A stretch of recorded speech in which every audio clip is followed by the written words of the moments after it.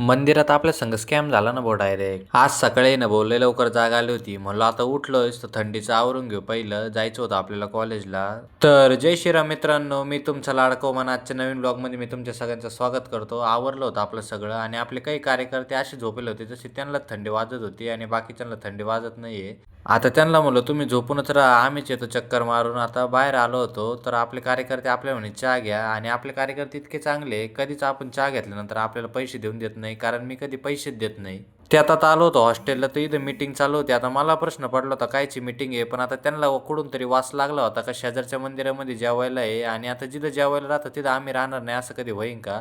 आणि त्यात आमचे काही कार्यकर्ते इतके कडक कपडे घालून आले ते जसे कोणाच्या लग्नाला जायचं आहे. पण म्हणलं आता चला. आता सगळे कार्यकर्ते आवरून तर आले होते मंदिरात, पण आता तुम्ही तर हे ऐकलं असन कावळा बसायचा टाईम आणि फांदी तुटायचा टाईम, तशी काही गंमत झाली आमची. गेलो होतो जेवायला आणि तिथं जेवण संपलं. मग शेवटी आलो मेसला, कारण आता देवाला पण आपलं काही चांगलं देखवलं नाही. आता म्हणलो अशी वेळ दुश्मनावर पण येऊ नये, ती वेळ आपल्यावर आली होती. आणि त्याच्यात हे कार्यकर्ते इथं उद्योग करीत होते. ब्लॉग कसा वाटला कमेंटमध्ये नक्की सांगा आणि लाईक शेअर करून टाका.